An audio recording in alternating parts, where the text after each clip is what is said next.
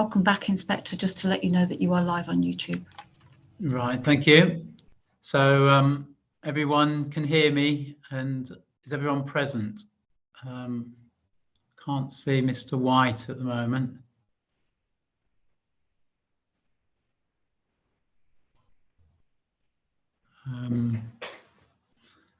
Any sign of Mr. White?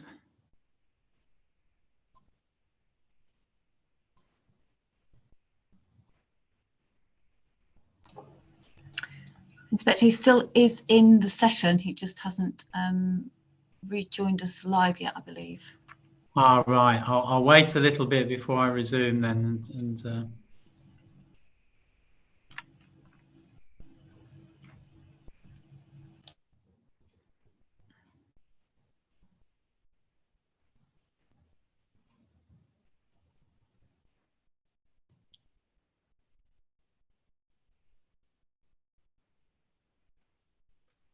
All right.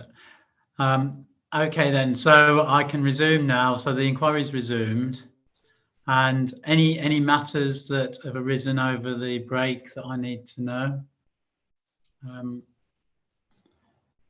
So I'll just say that I've been given emails of some of the evidence that Mr. Macefield has referred to.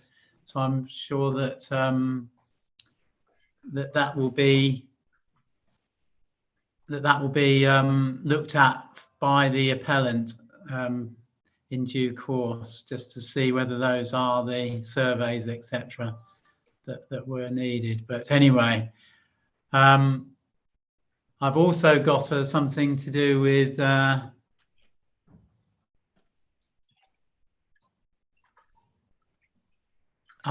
that Mr. Mayett is available on other dates, but I think it's probably best to try and hear his evidence or have him at the round table session on Friday anyway, tomorrow.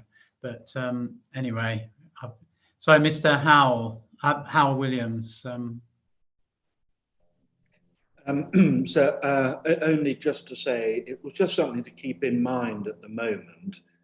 We're just getting a little conscious of time, bearing in mind where we are, and aware that there's pressure on tomorrow. But perhaps we can review before or after the morning break. Yeah, yes, by all means. What I'll do then, anything else anyone wants to raise before I hand back to Mr. White and Mr. Withicombe?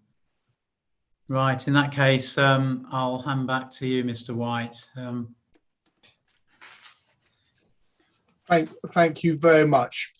Mr. Withicombe, can you hear me okay? Yes, I can. Thank you. Wonderful. Could I please ask you to take up the LVA, please?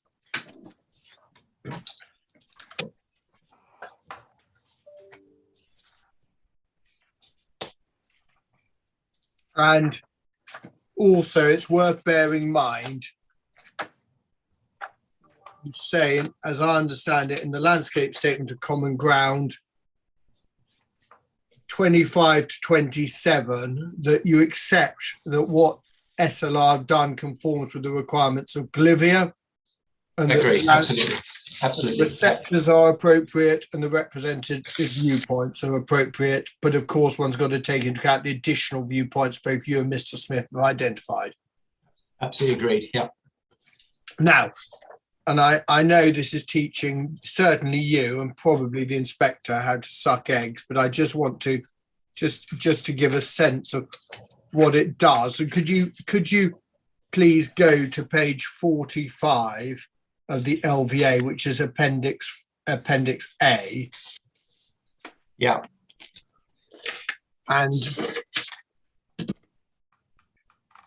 using my Ladybird guide to LVAs that Mr. Smith provides me on every inquiry we do together, I'm going to, as I understand it, what one does is essentially GLIVIA seeks the magnificent GLIVIA that one day someone will allow one to photocopy, but not at the moment. Effectively, it sets out a methodology for assessment of both landscape and visual effects. Yes, it sets out guidelines for methodology. Guidelines. Yeah. Very fair. And broadly, it's a staged approach that one looks at susceptibility and value to get to sensitivity. And that's effectively what is set out in a way in figure A1. And the figures A1 are what the approach to landscape. And then it starts off, you get value and susceptibility give you the sensitivity of high, medium, low.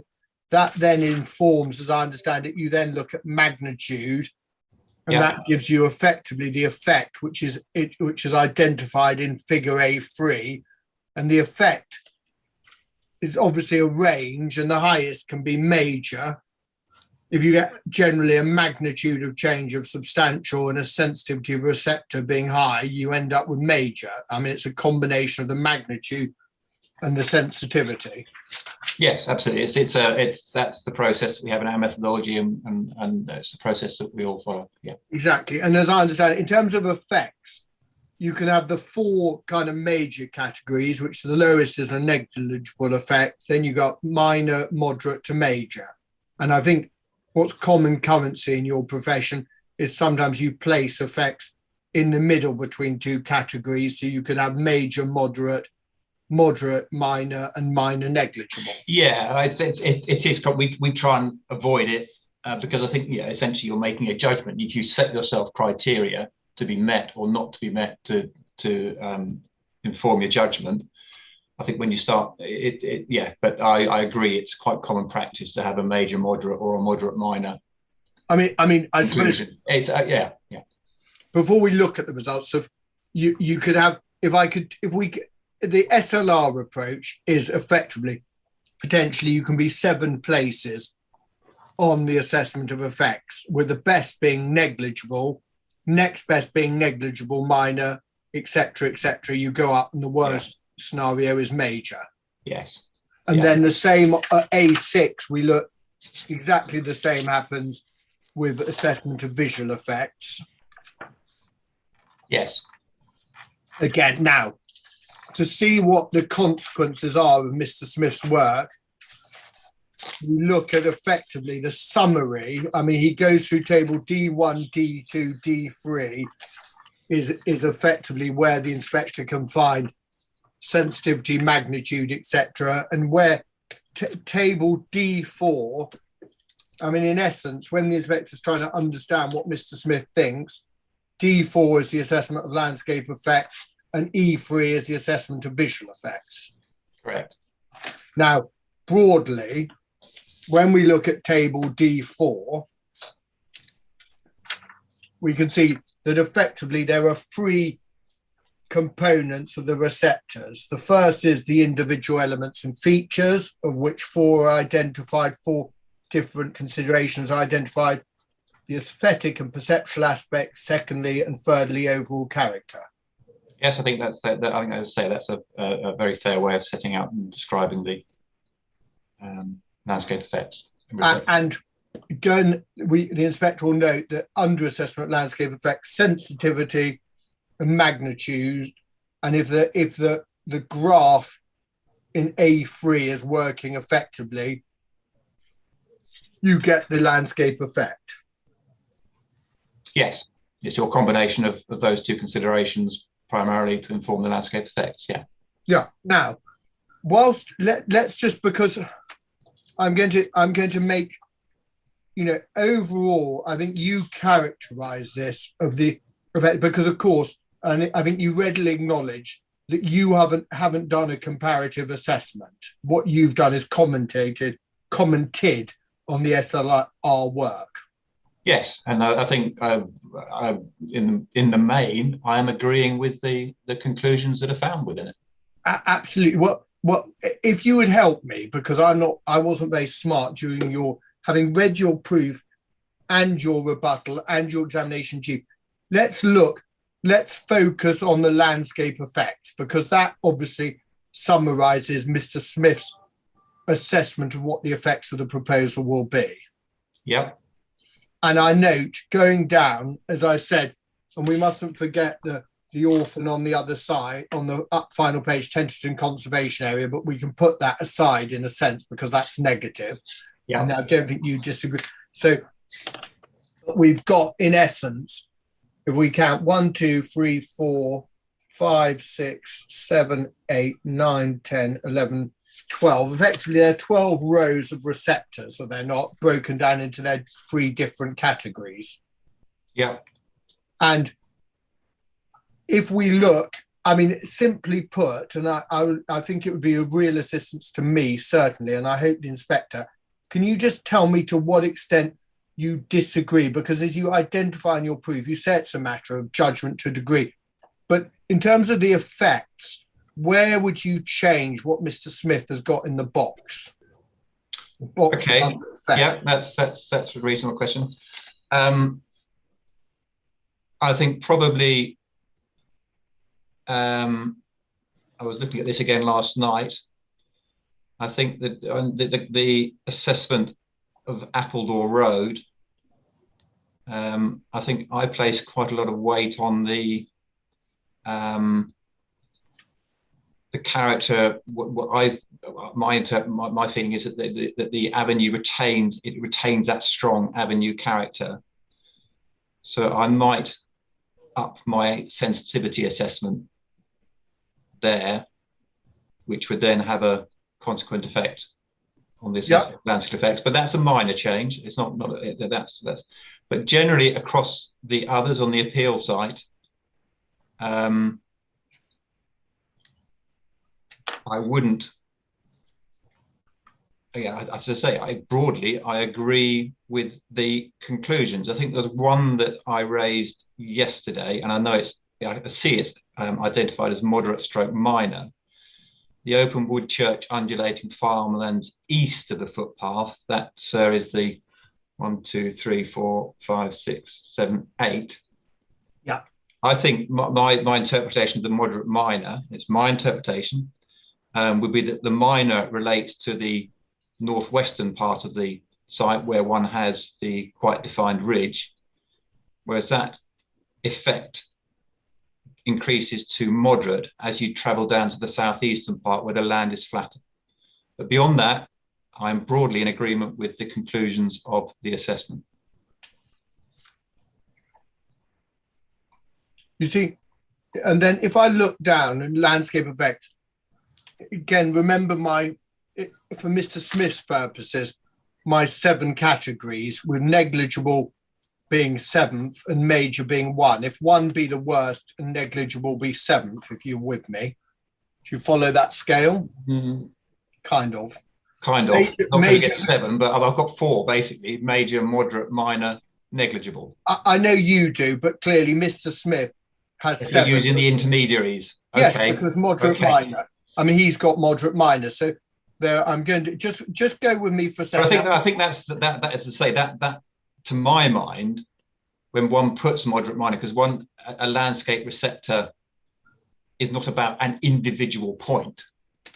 No. One's talking about the land to the east of the footpath.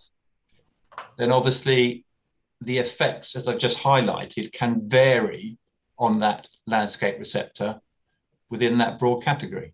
Completely, and that's why you have a range. But I mean, I'm going to put you, because frankly, in your evidence in chief, you said that your overall conclusion is that there would be substantial adverse landscape character effects. That was your evidence in chief last night. Agreed. Yeah, agreed. Fabulous. Well, we can recall that.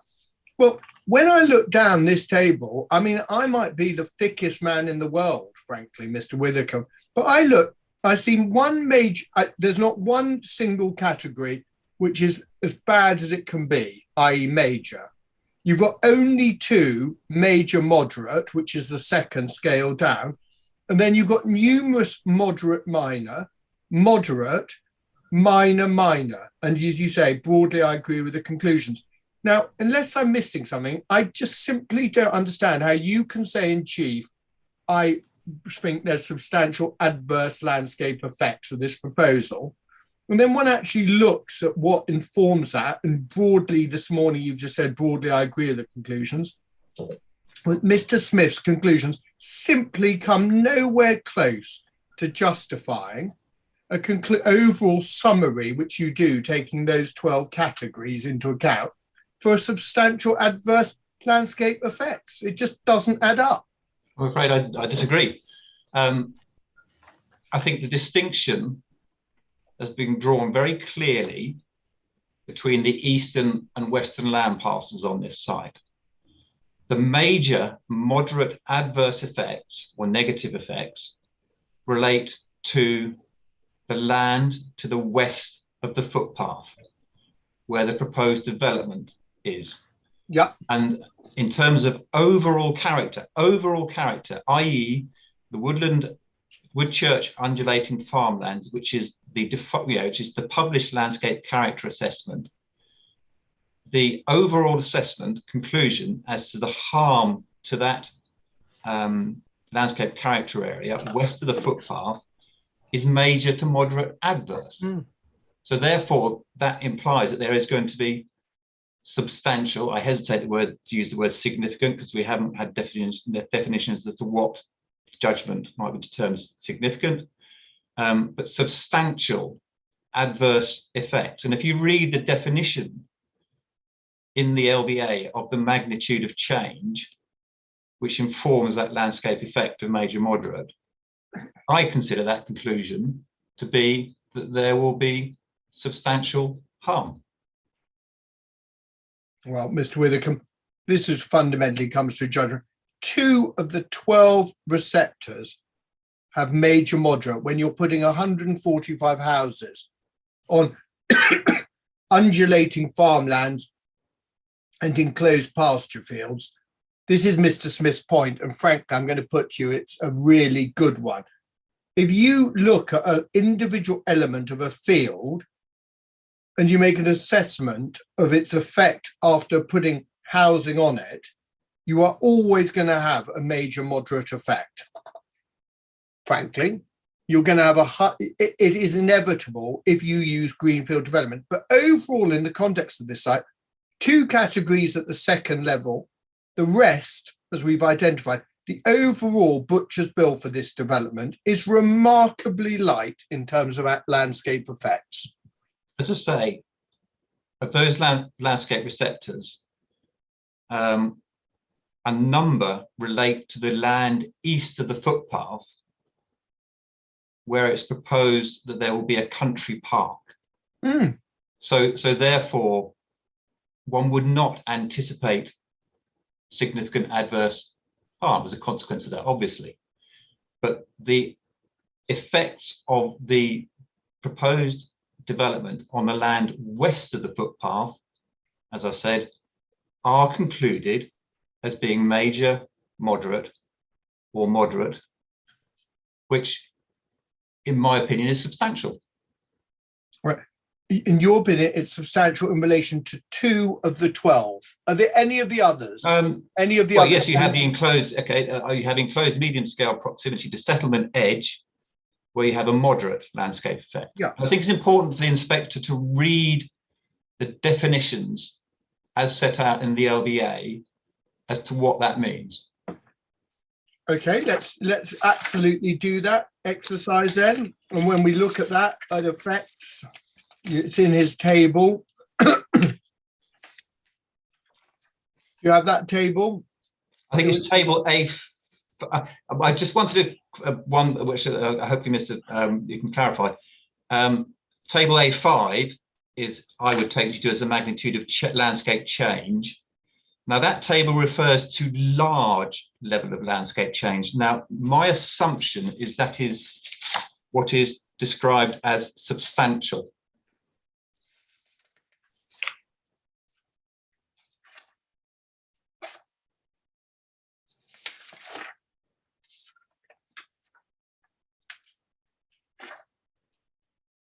It's the highest level from negligible, small, medium.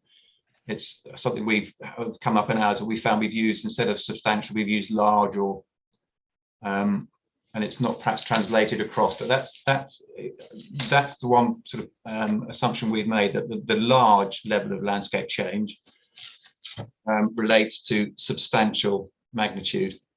I hope that's a reasonable. Yes. Okay, so the substantial or large level, and the description is there would be a large level of change in landscape character, especially to the key characteristics if, for example, the proposed development becomes a dominant feature in the landscape, changing the balance of landscape characteristics and or would dominate important visual connections with other landscape types where this is a key characteristic of the area. The same 2 points are obviously made in relation to medium level of change, more prominent, or I think we've got interrupted intermittently by the proposed development. So those judgments that we've got in that table are somewhere between those two. And as I say, looking at the definition of substantial, taking again the conclusion of the LBA that these are negative effects,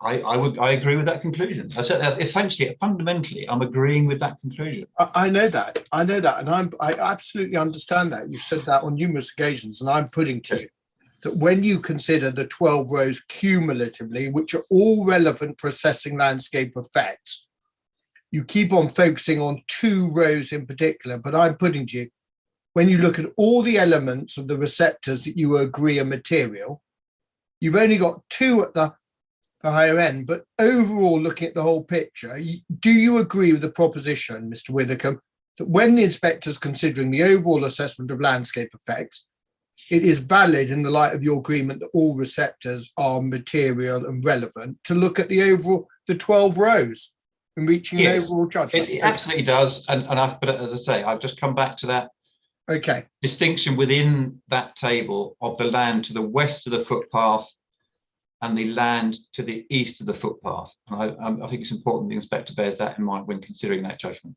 Completely right. But that also, it is right, isn't it? You're not saying to, and when the inspector's reaching his overall effect, the land to the east, the country park is part of the development, isn't it? It is part of the development, yes. It is part of the proposals. And it's just as valid to look at what's happening across the whole of the site as in particular the residential element, isn't it? It is just as relevant, but obviously that what underpins this proposal is the residential development. We're not, there's no suggestion on my part that the country park is going to cause harm, of course. Now, can I go to table E3, please? The assessment of visual effects, which you can find on page 83.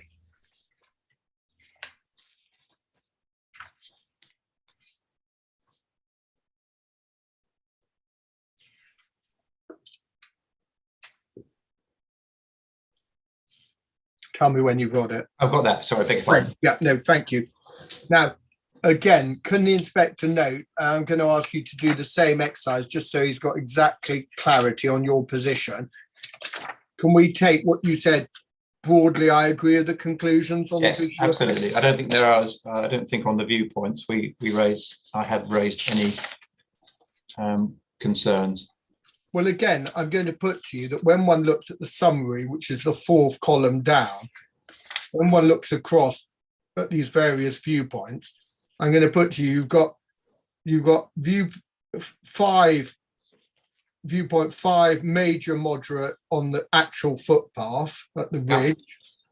You've got major moderate again, AB12 proposed pavilion, Appledore Road, part of it for walkers, major moderate, same junction footpath AB12 major moderate, and then we go down to 22 Limes Close, starts off walkers major moderate, becoming moderate, again footpath AB12 viewpoint A major moderate, and then viewpoint B major moderate, again AB12 close to existing ponds. Now again, I'm going to put to you within the overall context, most of these viewpoints, as we've agreed, I think all the ones I put to you, apart from that the footway to Appledore Road, I mean, all of them, you're actually within the site, aren't you? As we've as has been agreed, that the principal visual effects and the effects of this development relate to footpath AB12. Fundamentally, most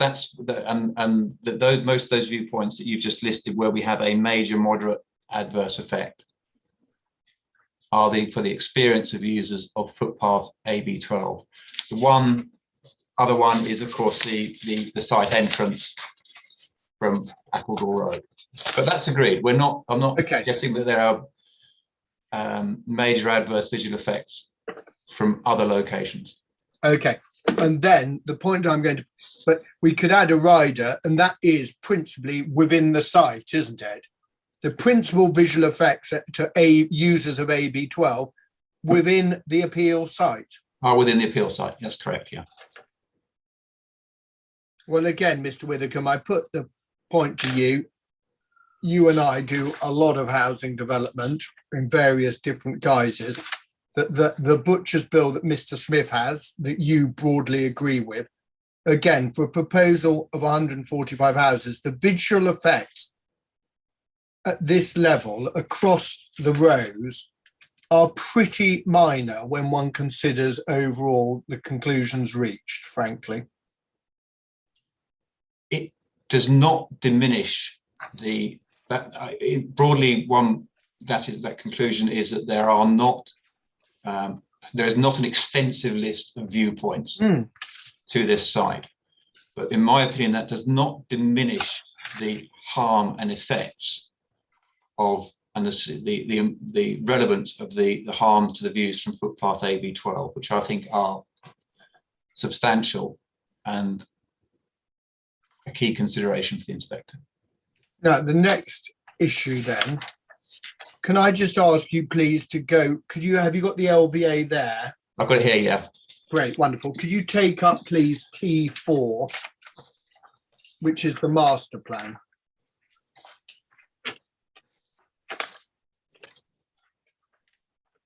Yep.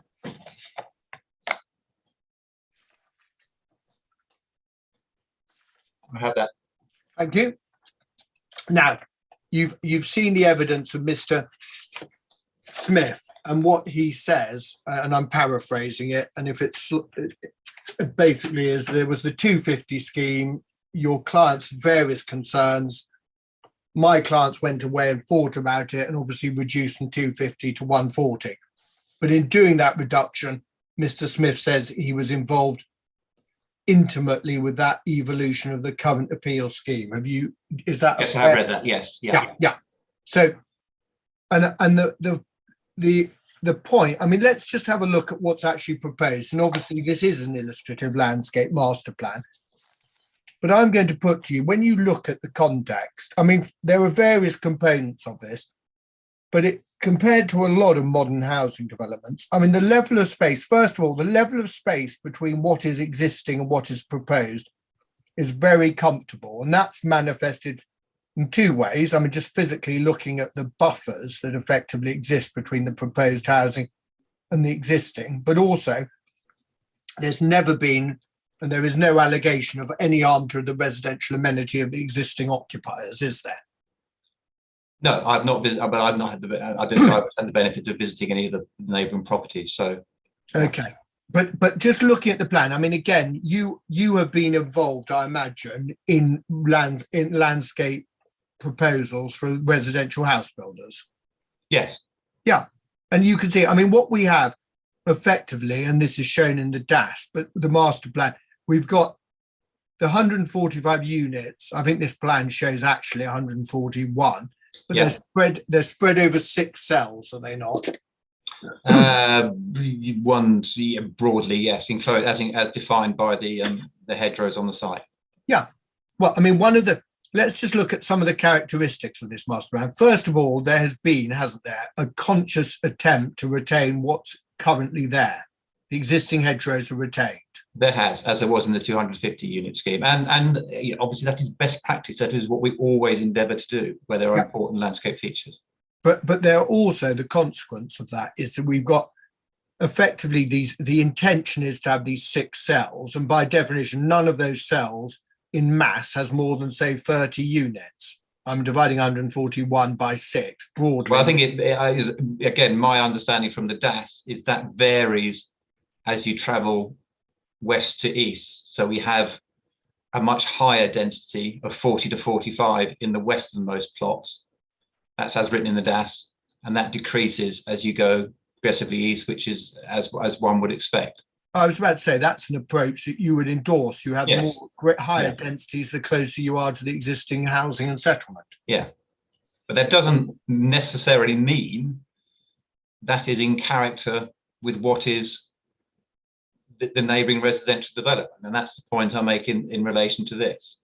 That density is substantially different to the density of the existing housing on Woodchurch Road, and to a lesser extent on Appledore Road. Yes, but you've also got to take into account, haven't you? I mean, there is no inherent design criticism of what is proposed, is there? Well, let's step back from that slightly. There are constraints on this site, and they are very rightly accommodated in the master plan, such as the need to retain the hedges, the hedgerows, and the principle to create things like greenways. But by retaining the landscape features on the site, it means you then have to put your development in these 6 parcels. So you have 6 cul-de-sacs effectively. And my argument is that the development that is bordering this is largely linear along Appledore Road and Woodchurch Road. And so the actual layout and the density does not reflect what is the neighbouring residential development. Well, Mr. Withercombe, I'm going to put to you, you can just see from T4, you're completely wrong about that linear. Both Woodchurch, look to the north of Woodchurch, completely to the north, you see a continuous housing. To the south of Appledore Road, you see continuous housing. To say it's linear, let me finish. Sorry, I beg your pardon. Yeah. Just let me finish.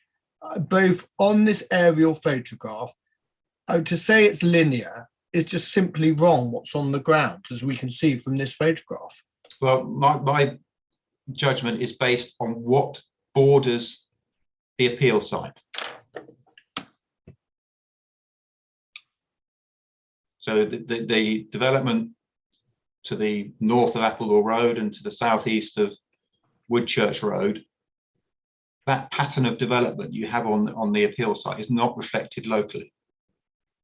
And there's immediate surrounding areas. Well, again, that's probably a judgment the inspector can read in his own leisure. But I'm going to, as you can imagine, take great exception to your identification of the appeal site as a series of cul-de-sacs. It's not at all. What's this?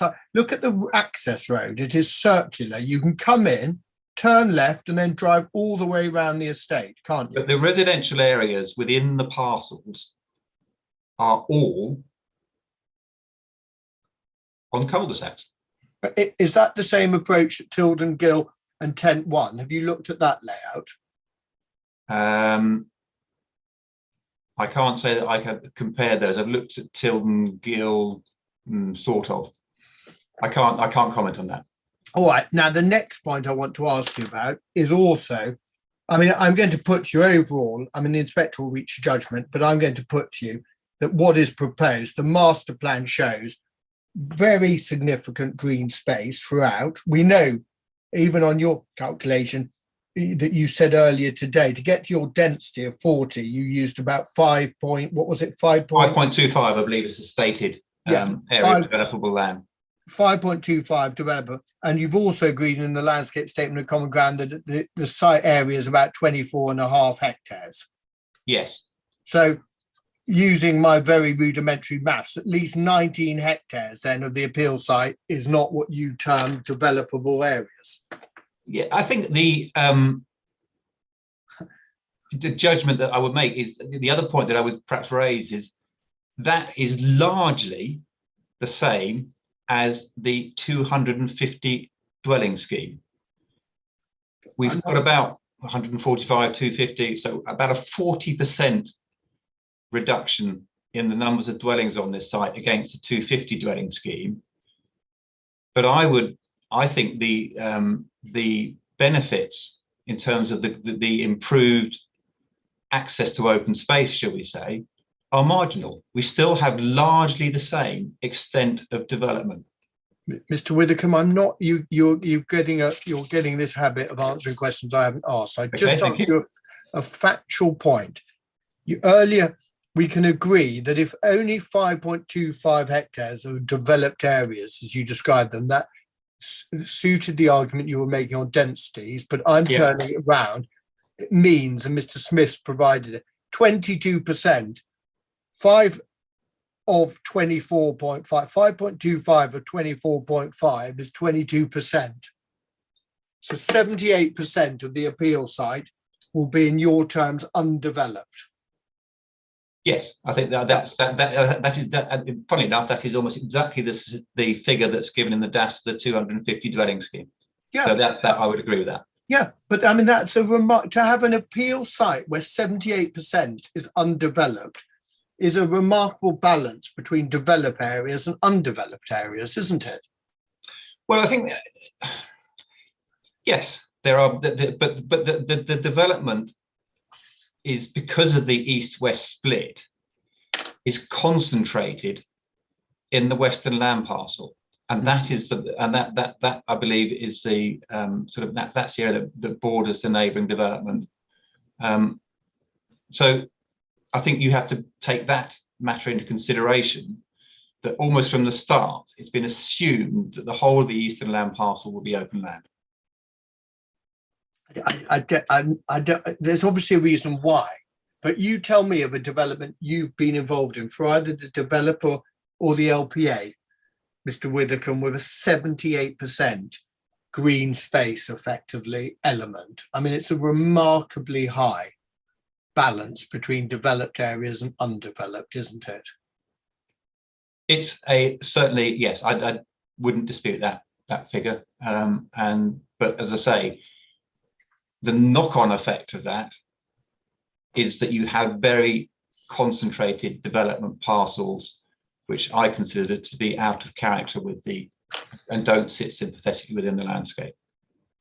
Okay, now let's also look at, I mean, this judgment, I mean, did you walk on the site on Monday? Did you do a site visit? It was one of your 2 additional site visits on Monday. On Monday? No, I didn't go on Monday. Okay, you didn't go, but you've gone sometime between December and the current date. I've been 3 times between December and the current date. Yeah, and I'm going to put you, I mean, this strongly rural edge, as you describe, at 6.10, and wooded edge. I mean, I'm going to put you the contention, and Mr. Smith will give evidence, but when I've walked around the site on 2 different occasions, I mean, you are aware very significantly, I'm going to put the proposition of the backs of Woodchurch houses and the Appledore houses. I would disagree with I think it's used substantially. You are undoubtedly aware of the settlement edge. Aware of the settlement edge. Yeah. So, and that conclusion is compatible, and the settlement edge and the lighting, the paraphernalia in the gardens. I don't think you're particularly aware of that because of the strength of the wooded boundary. This is the point. You have a very strong wooded boundary, in particular to Woodchurch Road, and to a slightly lesser degree to Appledore Road. The properties are set a long way back from they all benefit from quite substantial gardens.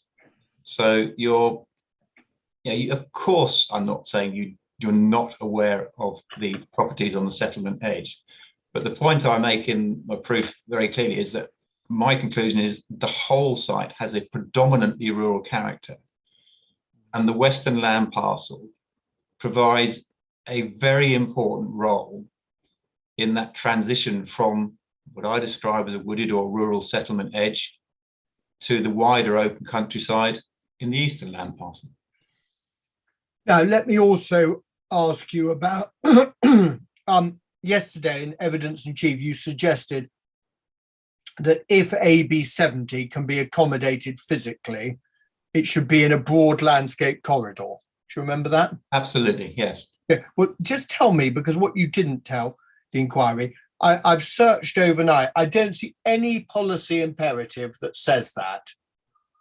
Do you? No, but I'm sure that Mr. Smith would agree that that is good practice. If one has a right of way running through a residential development, one would seek to conserve the amenity and benefits of that public right of way by setting it in a landscape corridor. I think that's a given. I would say. Really? Is because I want you to think very seriously about that, Mr. Withercombe, because I'm about to take you through a series of judgments that your client have made about how public rights of way should be dealt with or are dealt with. And well, that would be my approach. If I had a public right of way running through a development, my approach would be first and foremost, in the same way that has perhaps been sought to do here with AB 12, is to seek to conserve the amenity and value of that public right of way to users. Right. Firstly, could you please could you take up CD 6.2A, please?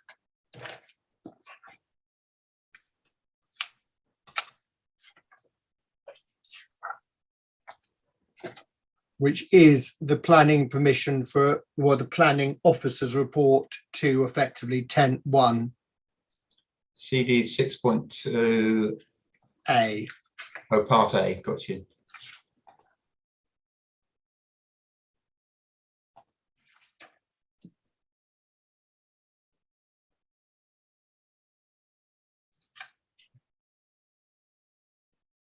Sorry, it's taking a little while to load.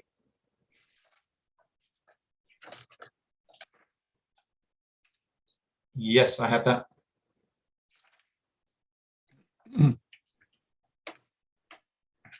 Do you see, could you go to page 1.2, please? Oh yes, the map, site location plan. Yeah. I've got that. Do you see effectively do you see where it says 6 fields path? I've got 3 fields. Oh, 6 fields path. Beg your pardon. Yes, I have that. Do you see there's effectively between the E in fields, there's a blue line? Yeah. And to the right of the H in path, there's another blue line. Yes, there's 2. Yes, yeah. I'm told reliably by Mr. Ross that those are AB 31 and AB 32. Those are the 2 public rights of way that exist, and they go up, as you can see. And I've walked the Highwood Landscape Trail, which I believe is the left hand one of those. I've not ventured onto the path to the right, so I'll accept Mr. Ross's point on that. Yeah, I take that point. Yeah. And then could you see, could you go on please to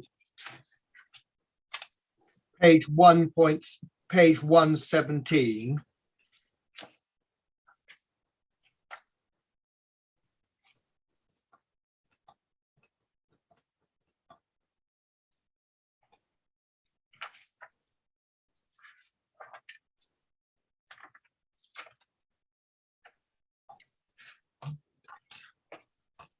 Yes, I have it. And you see at 117, the Kent County Council Public Rights of Way officer, I don't know if it's the same one as we're going to tomorrow, objected as AB 32 will be in part obstructed by houses and gardens. Yes, I read that. I've got that. So what the position was that when Ashford Council in 2014 were determining that application, there was an objection from the Rights of Way officer basically saying that AB 32 will be obstructed by houses. That AB 32 at the time was a lawful public right of way, wasn't it? Yes, that sounds like it, yeah. And then we see that request the following conditions, and those conditions include any orders the public right of way. Effectively, the application includes no details of any required public right of way changes, and therefore an application must therefore be made prior to this application being approved. Request the following conditions. Do you see that? I see that, yeah. And then, so effectively, and we can see from 6.2b that effectively planning permission was granted. Yes, that's what this document is. Yes, yeah. So the other document, yes, yeah. Planning. Have you looked at this planning permission before now? Have I looked in? No, I haven't. No. No. Do you know the answer to the question of whether Kent County Council's highways officers' requests were effectively complied with or not? No, I wasn't involved in this application. Okay, all right. Because what happened, if you go on to 6.2b, we see condition 57.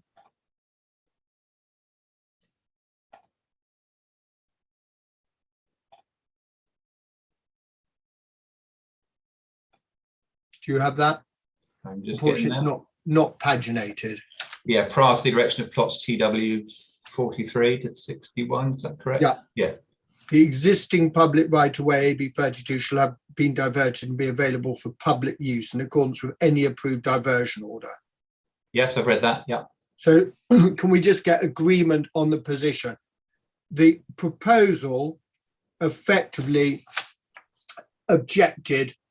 The proposed development obstructed an existing public right-of-way, and the decision was taken by Welbeck Strategic and Taylor Wimpey to put houses effectively TW 43 to 61 in the place of an existing public right-of-way.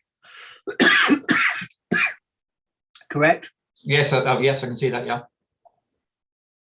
And the approach that Ashford took in the light of that objection was to impose a condition that they're requiring that right-of-way to be diverted prior to the erection of those plots. So it was effectively left to the future how to deal with the public right-of-way. Yep. And if you go to 6.2c, you have the master plan of Tent 1.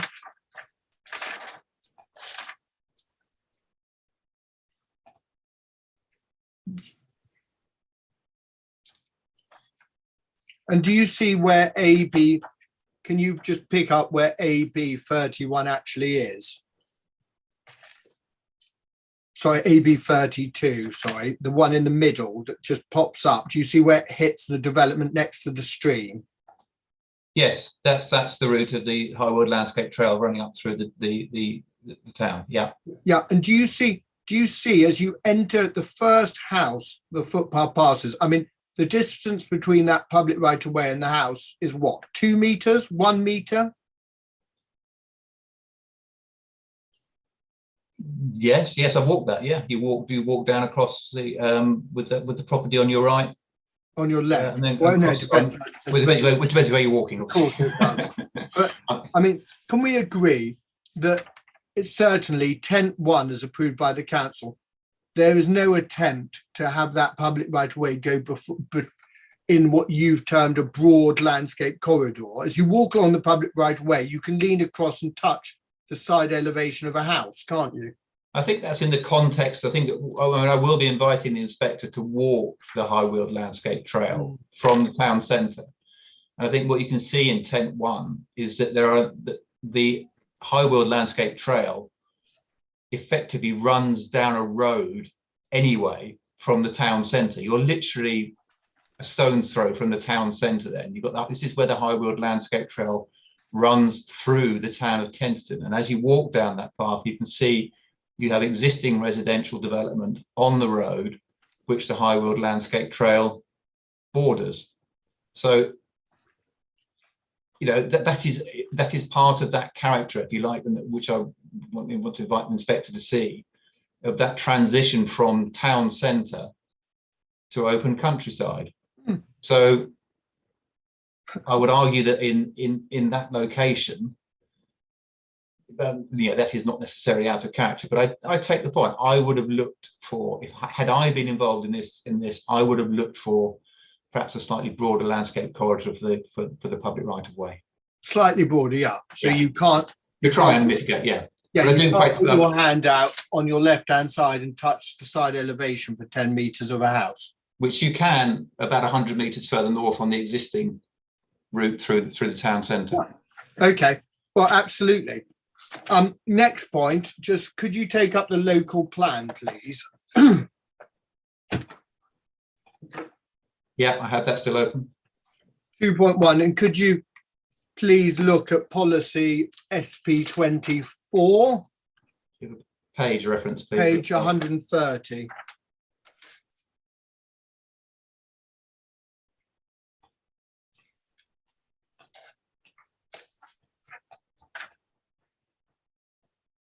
Yeah, I have that. S24. S24, policy S24. Yes, I have that. Page little S24B. Yeah, the creation of pedestrian cycleway routes. Yeah. Now, you see, what is required in policy for the southern extension is the creation of pedestrian cycleway routes through the site to link with Tent 1A development. Yeah, I see that. Yeah, that's a, so to speak, a quantitative requirement to provide it, but there is no policy imperative on the quality, is there? It's nothing said about a broad landscape corridor, or it should be an attractive and suitable location or whatever. The council did not seek to impose any qualitative requirements on the provision of that pedestrian and cycleway route through Tent 1A, did they? But that is part of good design, surely, that one seeks to set pedestrian and cycleway routes within the best possible amenity context within the site constraints. And that's about good design. And that's the point that I'm making. Well, but it might be the point you're making, but it's noteworthy. I mean, the inspector's got to judge how much weight to give to that. And we've seen that in phase 1 of Tent 1, we've seen that the path lies very close to the houses that were built. And we know, looking forward in 2019, the council imposed no qualitative policy requirement in relation to the provision of the public right of way, did they? On this policy, as the way it's expressed, but as I say, I think, this is so much about good design. Be designed and laid out in such a way as to conserve where possible in the heart setting. Those points are implicit, I would say, in the design for any development where you're incorporating a public right of way within the constraints that might and adapted to the character and location of that development and that public right of way. As I say, this particular right of way runs through the town centre. Existed. Right. Mr. Withycombe, I've got 2 last matters I want to finish my cross-examination with. The first is, could you take up your rebuttal, please?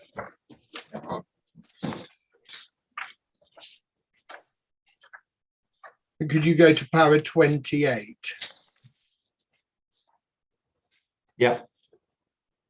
Well, actually, para 28, but also, I think you say, I mean, just tell me, summarising. I imagine you have looked at Tent 1 in some detail. I wouldn't say in some detail. I would say that as it's been raised, it was raised in the proof by, I hadn't looked at a direct comparison between the two, but I've obviously now taken the time to look at the site of Tent 1 and consider is what the term I would use, the character and appearance of the landscape at Tent 1. We're obviously not given it anywhere near the level of consideration as I have the appeal site. So what you've done in para 29, you conclude that effectively the southern extension, this is when you're referring to in 29, you're considering the allocation that we just looked at, S24. Yeah. And your conclusion is that you can build 225 houses in that location. And your overall conclusion is that it would have minor to moderate negative effects. Because I'm taking, I think I caveat that. I consider that an assessment would conclude minor to moderate negative or adverse effects. That's based on my initial visit to the site, I think No, sorry, the appeal. I'm not asking you. Sorry, I'm not. Just please concentrate on the question. I'm not I asking. am concentrating. Yeah, I'm not asking you why you've come to that conclusion. You're listing of factors of why. I want the question was solely to get your confirmation that in the light of Mr. Smith raising the effects of Tent 1 in his evidence, you undertook an assessment at 28 and 29, and you concluded, I just want the factual conclusion that you conclude, not factual, your evidence, your professional judgment is that I consider that an assessment would conclude minor to moderate negative or adverse effects. That, can I please just read the previous sentence? Of course you can. Neither Mr. Smith or I have undertaken a landscape and visual assessment of this site.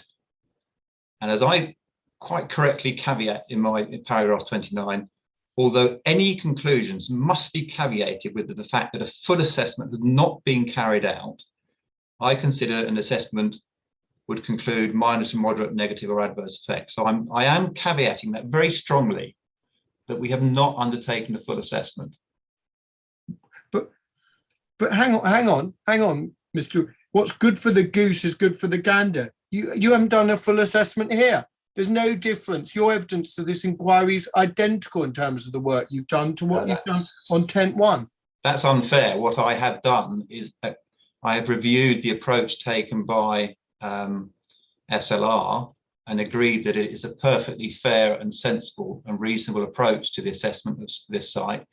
It has not, we would only undertake, as when presenting evidence at an inquiry of this nature, we would only prepare our own full landscape and visual appraisal where we considered that for instance, viewpoints had been missed, or the conclusions that we might draw as to the impacts and effects are substantially different.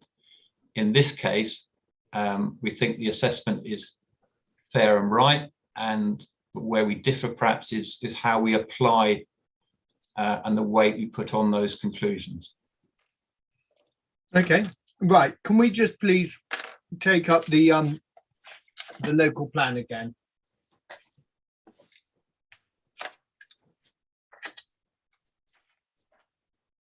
Yeah, I have it. I'm still on policy S24 at the moment. Yeah, could you go back? Let's just go back. Could you take up SP1? Page reference would help. Sorry, I'm on the. Of course it would. SP1, let me get it, is on page 9.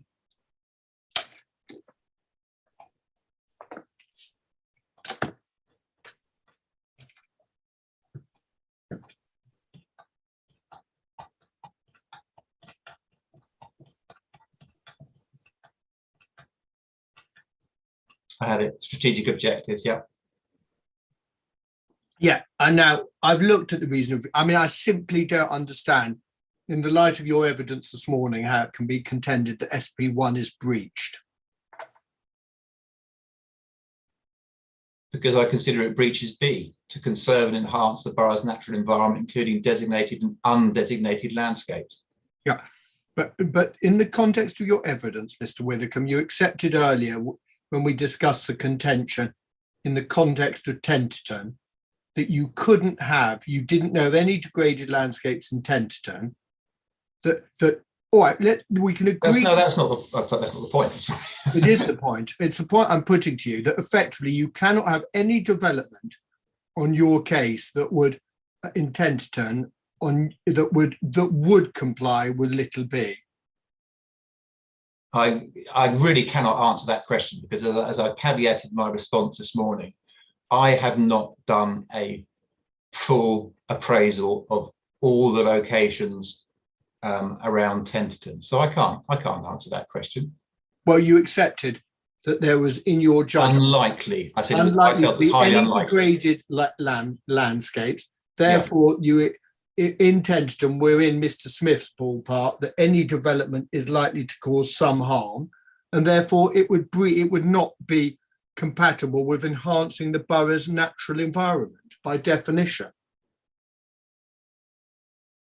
Well, so by definition, it contravenes B.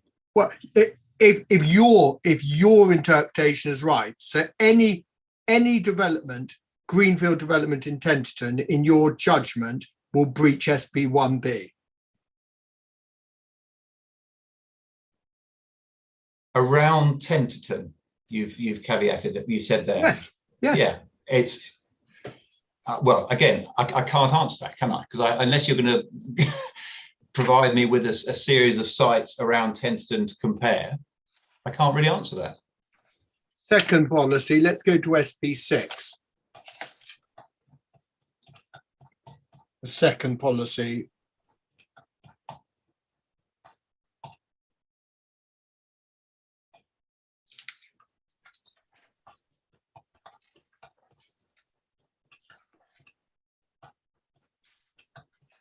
So I'm scrolling down trying to find again. Yeah, page 40. Thank you.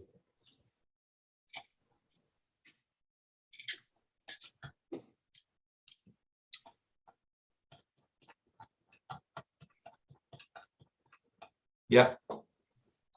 SP6 is in a section promoting high quality design, isn't it? It is. I mean, I'm going to put to you that the principal focus of SP6 is on the design of a proposal. Yeah. Development proposals must be of a high quality design. Yeah. And to rely on it, it's peculiar, frankly, for it to be relied on in relation to an allegation of a landscape character harm when it seeks principally to deal with high quality design. But I have made comments on my observations on the site layout, scale, design in relation to character, distinctiveness and sense of place. So my comments are not limited to the principle per se of the effects of development on landscape character. They're also based on concerns over the actual design and density and nature of the development. So on your case, it breaches A effectively, breaches one of the 10 criteria, the 9 criteria. It would breach A, yes. Yeah, but what about the other 8 that you don't say are breached? As you know, policy's got to be looked at in the whole. This has 8 ticks on your evidence and 1 cross, and yet overall you say it breaches SP6. Is that right?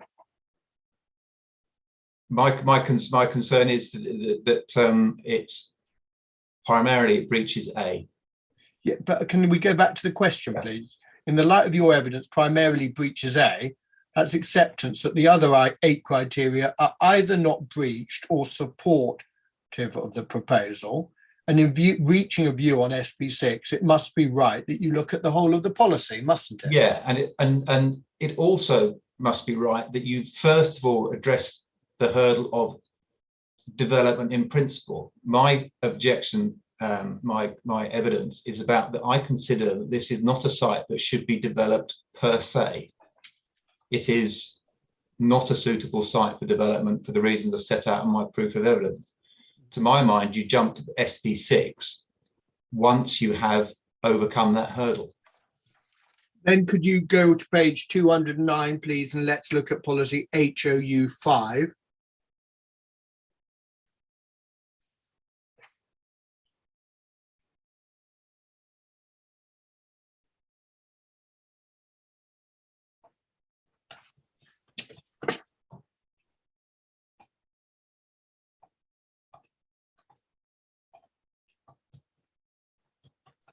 Yeah, I have that. Thank you. Now, I think there's acceptance that HOU 5 effectively is in play, that this is a site adjoining or close to the existing built-up confines of Tenterden. Agreed. So basically, the door opens if you meet the criteria that are listed below, which is effectively A to F. Yeah. And I don't think there's any, the real allegation here, again, is that I think it's basically principally little f, isn't it?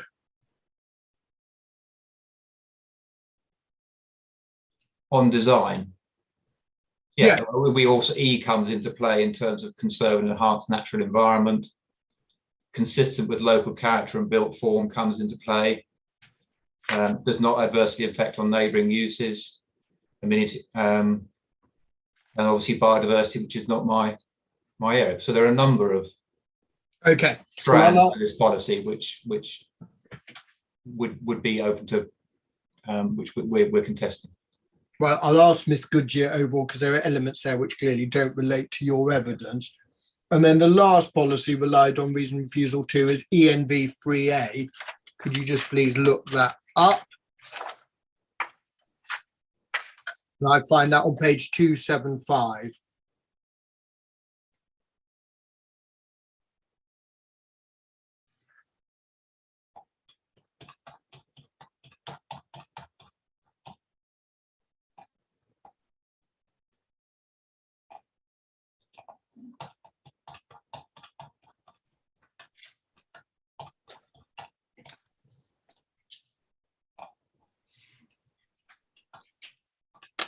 Yes, I have that.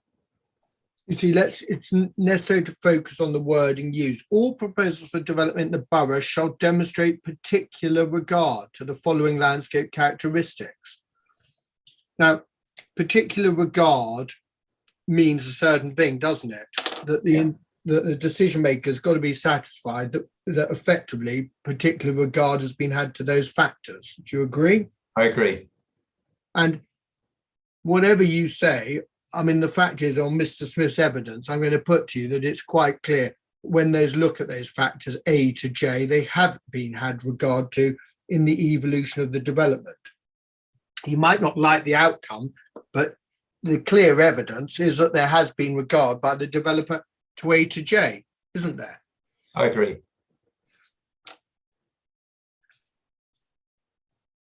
Thank you. Thank you very much, sir. That is my cross-examination of Mr. Withycombe. Thank you, Mr. Withycombe. Thank you, Mr. White. Thank you.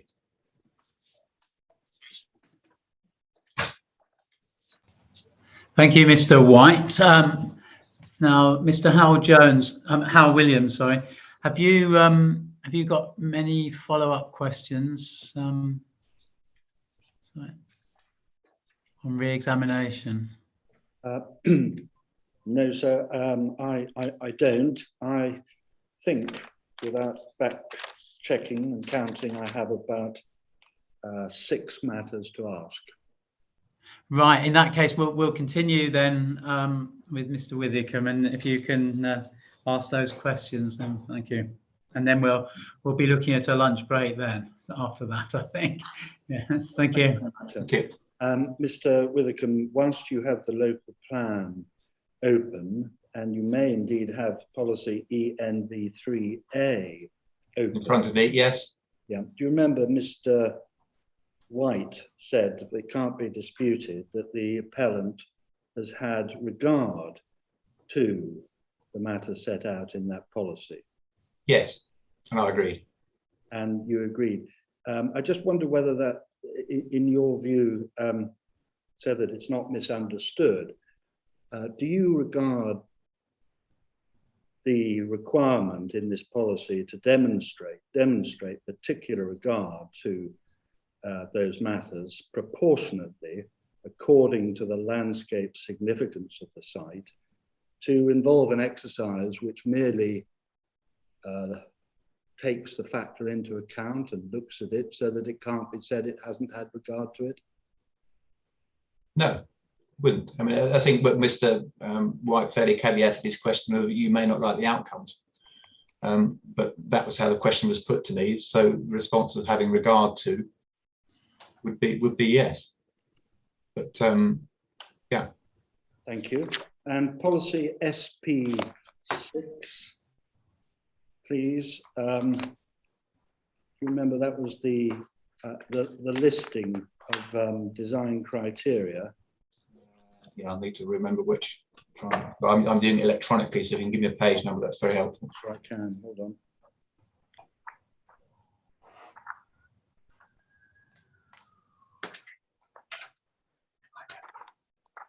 Perhaps I can just front, ask this question.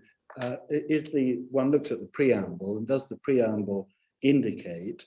Can you can you give me the page number? No, not at the moment. Oh. Sorry. Yes, it's near the beginning, isn't it? Of course it will be. Yeah. Strategic policy. SP5 I have, and page? Yeah, and I have 40. SP6. My copy, 40, Mr. I don't know if it's the same on yours. You have page 40? Yeah, sorry, my mouse is playing up with me just suddenly.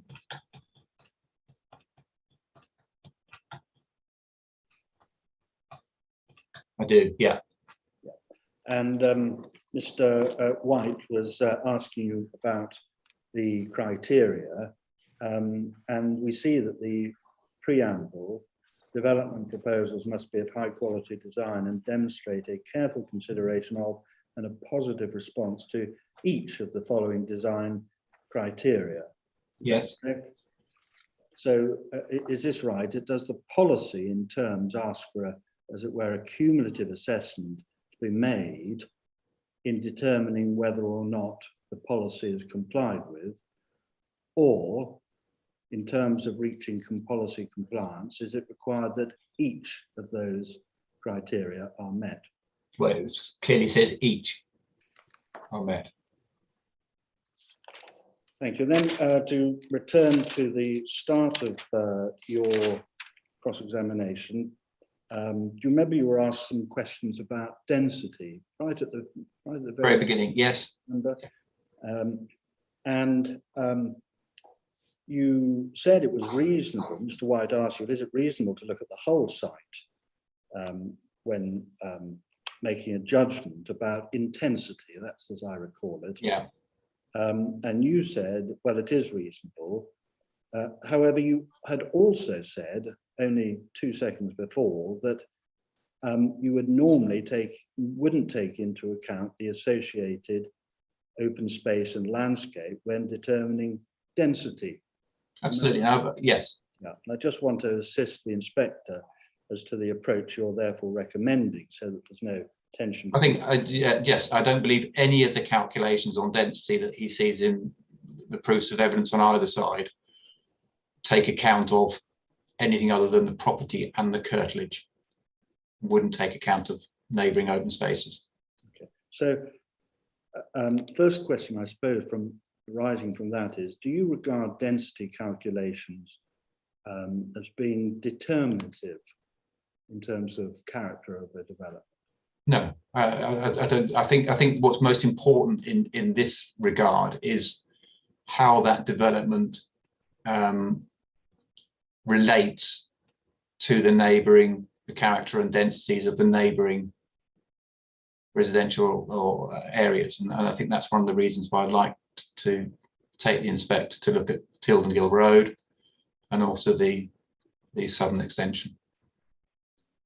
And in terms of the density calculations that are relied upon by the appellant,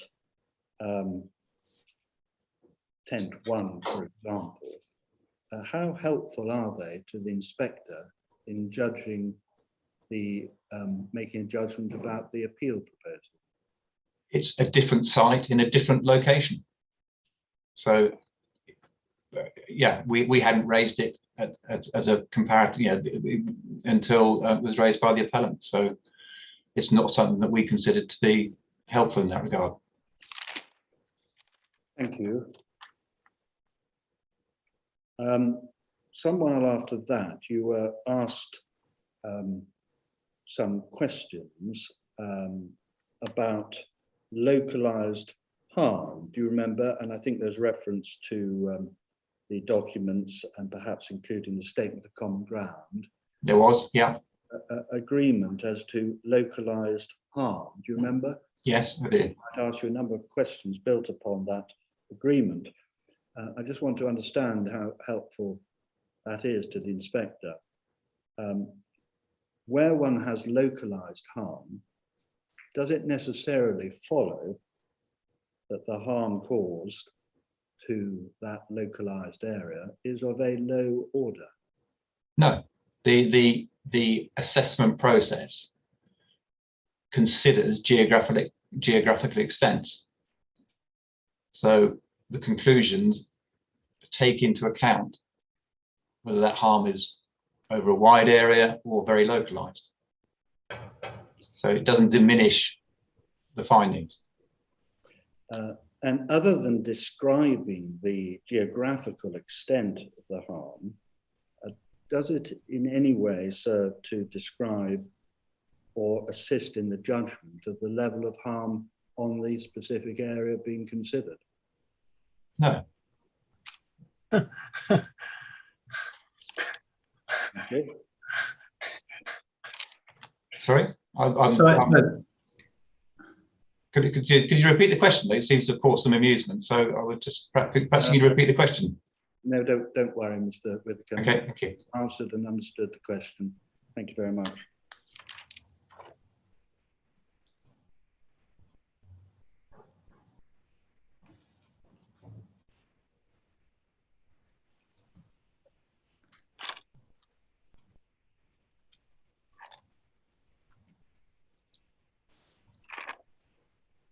I think the only other question I wanted to ask you was in relation to the Tent 1 decision.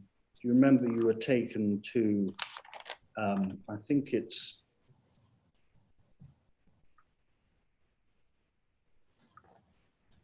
CD 6.2?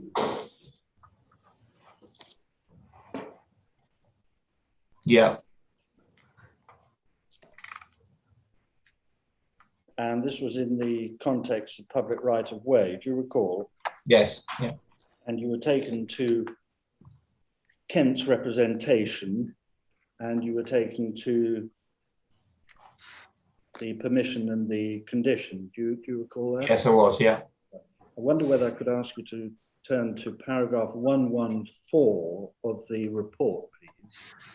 Which part is that of the CD? One, I imagine part A. Yes, I imagine so. Yeah.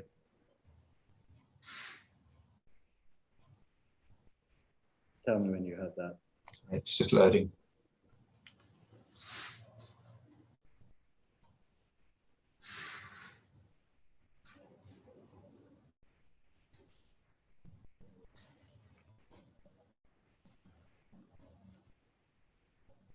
Sorry, being a bit slow. It's okay. So, page 1.43.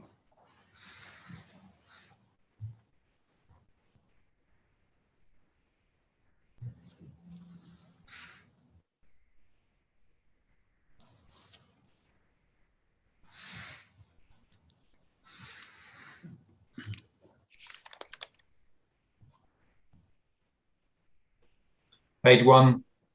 1.43. 1.43.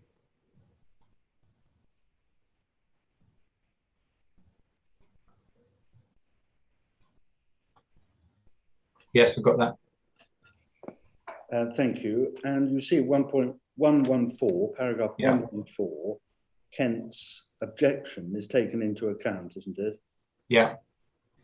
And we see that in the context of consideration of that objection, in the 5th line, it says this: for clarity, a plan has been provided which identifies the altered route of the public right of way, which will follow the line of the new pavement along the most westerly road, etc. Do you see that? Yeah, it is that. So in that case, is this, have I understood it right, that the applicant provided to the council a plan which shows the proposed altered route of the public right of way? Yeah. And Yeah. Yes, so that's how I read it. Yes. yeah. And was that plan taken into account, so far as you can tell from this document, in order to determine the acceptability of the proposal, having regard to the proposed diversion of that route? Yeah, we're taking a caveating with the point I made to Mr. White, though I wasn't involved in this application. My assumption would be yes. Yeah. And it's at that point that the context of the location of the site adjoining the town centre would have been taken into account, as you have indicated. Yes. Yeah. Thank you. And just the last matter, forgive me, Mr. Withercombe, just to comment. Do you remember you said, well, yes, it's a remarkable achievement to have achieved 78% of open space Yes, I think it's yeah. And just understand what you mean by remarkable in the context of the concerns that you raise, in particular about the western part of the site.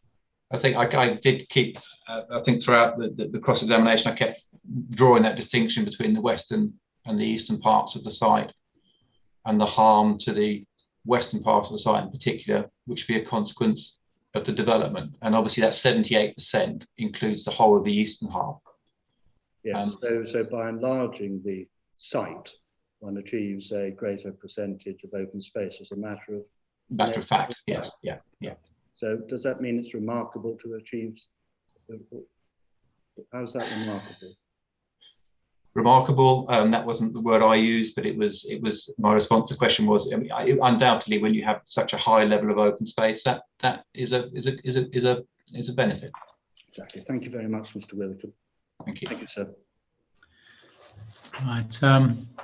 Yeah. Thank you, Mr. Howell.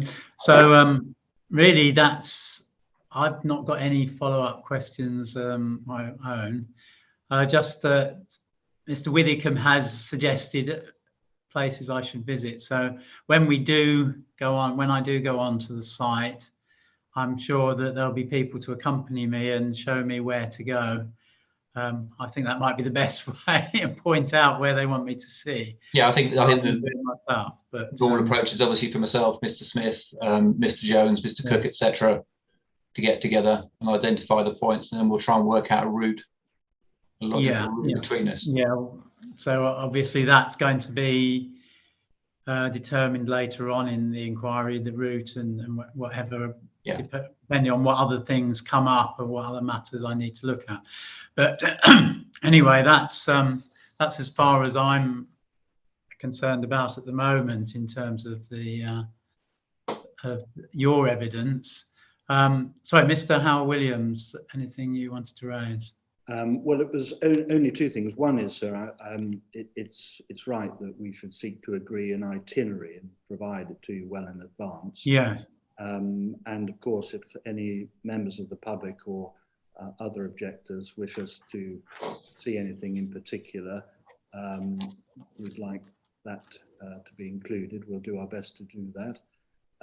Also, I just wondered whether it was possible if Mr. White could give just a rough idea of how long he's going to be in evidence in chief, just so that we can programme and perhaps look to the programme tomorrow as well.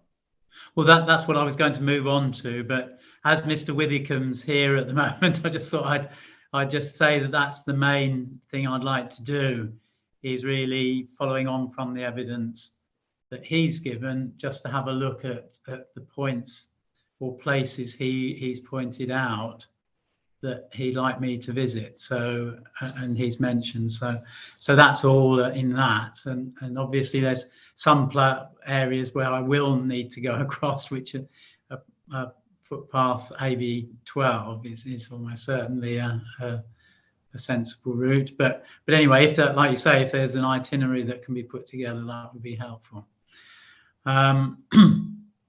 So thank you, Mr. Withercombe, and I'll just move on to the next part, which is to try and see where we are on the programme, which means we are a bit behind, because we would have on the programme been with Mr. Smith at this stage. So I'm just looking at Mr. Smith this afternoon and I wonder how much time we need to spend with his evidence, but it looks as though he might need to go on onto tomorrow as well. And then there's a knock-on effect on evidence for the public right-of-way and sports facilities, but I don't know whether you've got any ideas on how you intend to do that. Mr. White first, as it's your well, first of all, you're calling Mr. Smith as your witness, but yeah. I am. I haven't had a chance, obviously, to speak to Mr. Smith in the light of Mr. Withercombe's evidence, but I imagine about an hour in chief would be the estimate. So really not. So we'll be finished that roughly around, if you break now till 1:30, let's say, well, Mr. Howell Williams can commence cross-examination at 2:30. Would Mr. Howell Williams give an estimate of how long he thinks he's going to be in cross-examination?